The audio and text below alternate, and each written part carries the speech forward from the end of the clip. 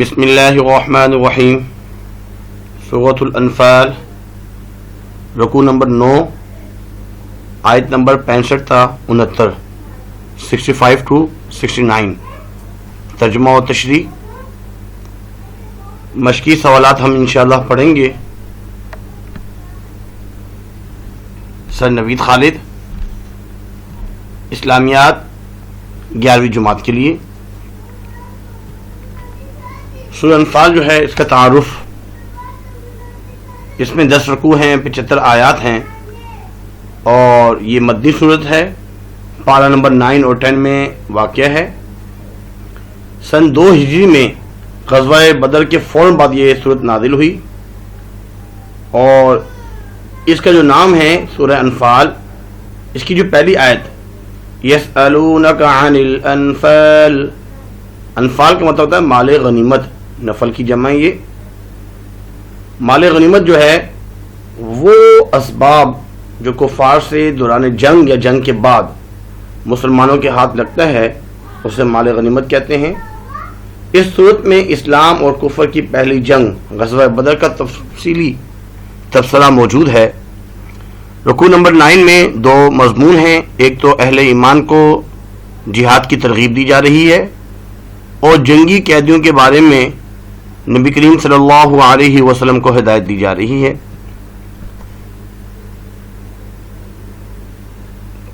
ترجمہ لفظی اور بامحاورہ پڑھا جا رہا ہے. اعوذ باللہ من الشیطان الرجیم، بسم اللہ الرحمن الرحیم.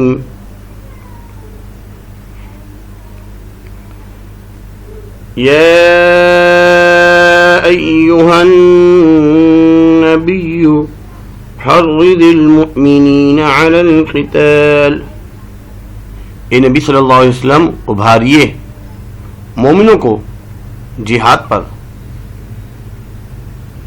ان یکم منکم 20، اگر ہو تم میں سے 20، صابرون صبر کرنے والے، یغلبوا 200، تو وہ غالب رہیں گے 200 پر.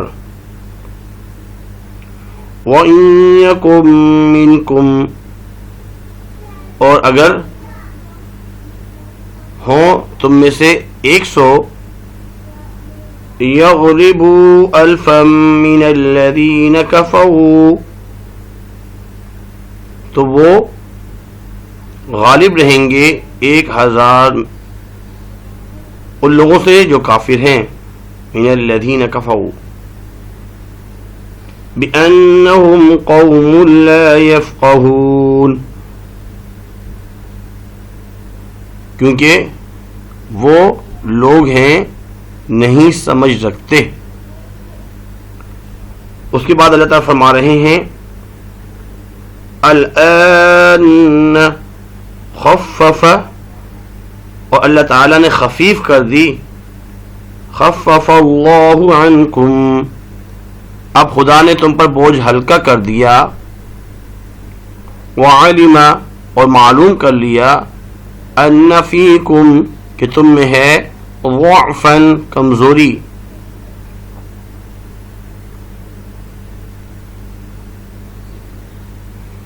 وَإِن يَكُن مِّنكُم مِّئَةٌ، اور اگر تم میں سے اگر 100 ہوں، صابرہ صبر کرنے والے، 200، وہ غالب رہیں گے 200 پر. وَإِن يَكُن مِّنكُم، اور اگر وہ ہوں 1000، 1000، يَغْلِبُوا 2000 بِإِذْنِ اللَّهِ، اور وہ 2000 پر غالب رہیں گے اللہ کے حکم سے. وَاللَّهُ مَعَ الصَّابِرِينَ، اور اللہ تعالیٰ ثابت قدم رہنے والوں کا مددگار ہے، صبر کرنے والوں کے ساتھ ہیں. اس کے بعد اگلی آیت ما كان لنبی، اور نہیں ہے نبی کے لیے، ان یکون کہ ہوں، لہو اس کے پاس، اسعی قیدی، حتی جب تک یسخن فی الارض کہ کثرت سے خون نہ بہا دے، فی الارض زمین پر، زمین میں، تریدون تم لوگ چاہتے ہو، عرض الدنیا دنیا کا مال، واللہ یرید الآخرہ اور اللہ چاہتا ہے آخرت، واللہ عزیز حکیم اور اللہ غالب حکمت والا ہے۔ لولا کتاب من اللہ سبق، اگر نہ ہوتا لکھا ہوا حکم اللہ کی طرف سے پہلے سے، لمسکم فیما اخذتم عذاب عظیم تو ضرور پہنچتا تمہیں اس میں سے جو تم نے لیا ہے فدیہ، بڑا عذاب، فکلوا پس کھاؤ، مما غنمتم جو تمہیں مال غنیمت میں ملا ہے، حلالا طیبا یہ حلال ہے اور پاکیزہ ہے، واتقوا اللہ اللہ سے ڈرو، ان اللہ بے شک اللہ تعالی غفور الرحیم بخشنے والے ہیں، مہربان ہیں۔ یہ سورۃ انفال رکوع نمبر 9 آیت نمبر 65 to 69 یہ اس کا ترجمہ ہے۔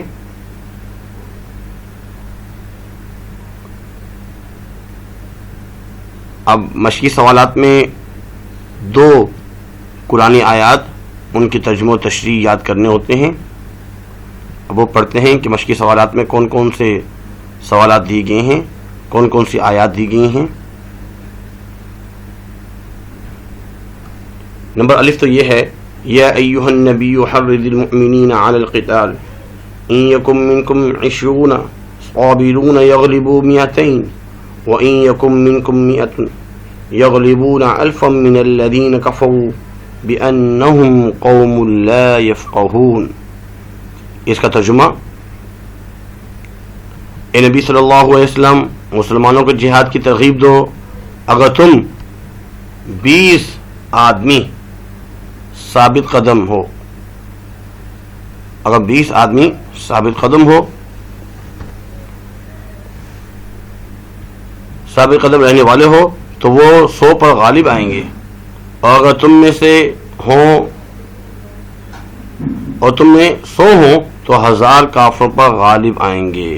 یہاں پہ 10 گنا کی بات کی جا رہی ہے، اس لیے کہ وہ لوگ نہیں سمجھتے۔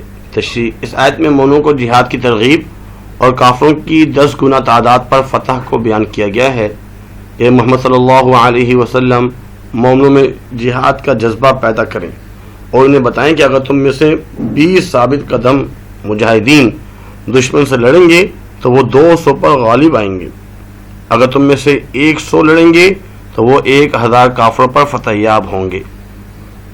اس لیے تمہارے اوپر لازم ہے کہ اگر کفار مسلمانوں سے 10 گنا بھی ہوں تو تم ان کا مقابلہ کرو اور جنگ کرو، کیونکہ یہ وہ قوم ہے جو ایمان اور اللہ کے بھروسے سے ناواقف ہے، چونکہ صحیح سمجھ نہیں رکھتے اس لیے ایمان نہیں لاتے، اور چونکہ ایمان نہیں لاتے اس لیے اللہ تعالیٰ کی غیبی مدد سے محروم رہتے ہیں، اور اپنی 10 گنی زیادہ تعداد کے باوجود مسلمانوں سے مغلوب ہو جاتے ہیں۔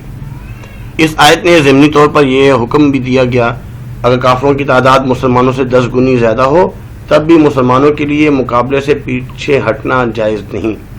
لیکن اگلی جو آیت ہے جو بعد میں نازل ہوئی جس نے اس حکم میں تخفیف کر دی، ایک اور دوسری آیت، ما كان لنبي ان يكون له اسعى حتى يسخن في الارض تريدون عرض الدنيا والله يريد الاخره والله عزيز حكيم۔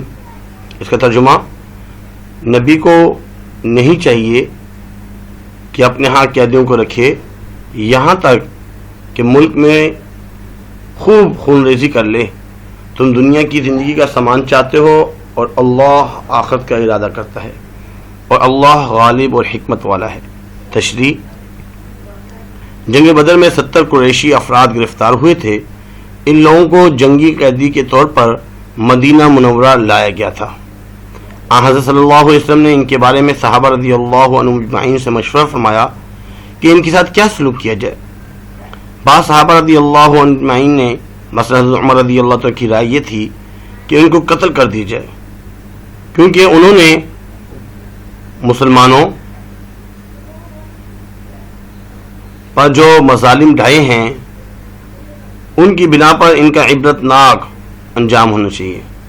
دوسرے حضرات کی رائے یہ تھی کہ ان سے فدیہ لے کر انہیں چھوڑ دیا جائے. فدیہ اس مال کو کہا جاتا ہے جو کسی جنگی قیدی سے اس کی آزادی کے بدلے طلب کیا جائے. کیونکہ زیادہ تر صحابہ رضی اللہ عنہم اجمعین اس دوسری رائے کے حق میں تھے، اس لیے حضرت صلی اللہ علیہ وسلم نے اسی کے مطابق فیصلہ فرمایا اور ان سب قیدیوں سے فدیہ لے کر انہیں چھوڑ دیا گیا. اس پر یہ آیت نازل ہوئی جس نے اس فیصلے پر ناپسندگی کا اظہار فرمایا اور اس کی وجہ یہ بتائی کہ جنگ بدر کا سارا مقصد یہ تھا کہ ایک مرتبہ کفار کی طاقت اور شوکت کا زور اچھی طرح ٹوٹ جائے، اور جن لوگوں نے سارا سال تک دین حق کا نہ صرف راستہ روکنے کی کوشش کی ہے بلکہ مسلمانوں پر وحشیانہ ظلم ڈھائے ہیں، ان پر ایک مرتبہ مسلمانوں کی دھاک بیٹھ جائے، رعب اور دبدبہ بیٹھ جائے. اس کے لیے ضروری تھا کہ ان لوگوں کے ساتھ کوئی نرمی کا معاملہ کرنے کے بجائے ان سب کو قتل کر دی جائے تاکہ واپس جا کر مسلمانوں کے لیے خطرہ بھی نہ بن سکتے اور ان کو عبرتناک انجام سے دوسروں کو بھی سبق ملتا. یہاں یہ واضح ہے کہ جنگی قیدیوں کو آزاد کرنے پر ناپسندگی کا یہ اظہار جنگ بدر کے وقت مذکورہ مصلحت کی بنا پر کیا گیا تھا. بعد میں سورہ محمد کی آیت نمبر 4 میں اللہ تعالیٰ نے واضح فرمایا کہ اب چونکہ کفار کی جنگی طاقت ٹوٹ چکی ہے، اس لیے اب نہ صرف فدیہ لے کر بلکہ بغیر فدیہ کے بھی محض احسان کے طور پر بھی جنگی قیدیوں کو آزاد کیا جا سکتا ہے. مختصر سوالات: جہاد کی ترغیب کا کیا طریقہ ہے؟ اے محمد صلی اللہ علیہ وسلم، مسلمانوں میں جہاد کا جذبہ پیدا کریں اور انہیں بتائیں کہ اگر تم میں سے 20 ثابت قدم مجاہدین دشمنوں سے لڑیں تو وہ 200 پر غالب آئیں گے، اور اگر تم میں سے 100 لڑیں گے تو وہ 1000 کافروں پر فتح یاب ہوں گے. چونکہ صحیح سمجھ نہیں رکھتے تھے اس لیے ایمان نہیں لاتے وہ لوگ، اور چونکہ جب ایمان ان کے اندر نہیں کافروں کے اندر تو غیبی مدد سے بھی محروم ہیں اور اپنی 10 گنی زیادہ تعداد کے باوجود مسلمانوں سے مغلوب ہو جاتے ہیں. فدیہ کسے کہتے ہیں؟ فدیہ اس مال کو کہا جاتا ہے جو کسی جنگی قیدی سے اس کی آزادی کے بدلے طلب کیا جائے. غزوہ بدر میں بھی 70 کے قریب قریشی جو ہے گرفتار ہوئے تھے. اب ان کے بارے میں مشورہ کیا جا رہا ہے. حضرت عمر رضی اللہ عنہ کی رائے تھی کہ ان کو قتل کیا جائے، اور اکثر کی رائے یہ تھی کہ فدیہ لے کر ان کو چھوڑ دیا جائے. مومنوں کو جہاد میں دشمن پر فتح حاصل کرنے کے لیے کتنی تعداد کی ضرورت تھی؟ اے محمد صلی اللہ علیہ وسلم، مومنوں میں جہاد کی جذبہ پیدا کریں. 20 اگر مجاہدین ہیں ثابت قدم تو وہ 200 پر غالب ہوں گے. اگر مسلمان 100 ہیں تو 1000 پر وہ غالب ہوں گے. مسلمانوں سے 10 گنا بھی ہوں تو تم جو ہے ان کا مقابلہ کرو اور جنگ کرو، کیونکہ یہ وہ قوم ہے جو ایمان نہیں لاتی. اللہ کی غیبی مدد سے وہ لوگ محروم ہیں. اس آیت نے ضمنی طور پر یہ بھی حکم دیا گیا ہے کہ اگر کافروں کی تعداد مسلمانوں سے 10 گنی زیادہ ہو تب بھی مسلمانوں کے لیے مقابلے سے پیچھے ہٹنا جائز نہیں. لیکن اگلی آیت بعد میں جو نازل ہوئی تھی سورۃ محمد کی آیت نمبر 4، اس میں بتایا گیا ہے کہ اس حکم میں اب تخفیف کر دی گئی ہے.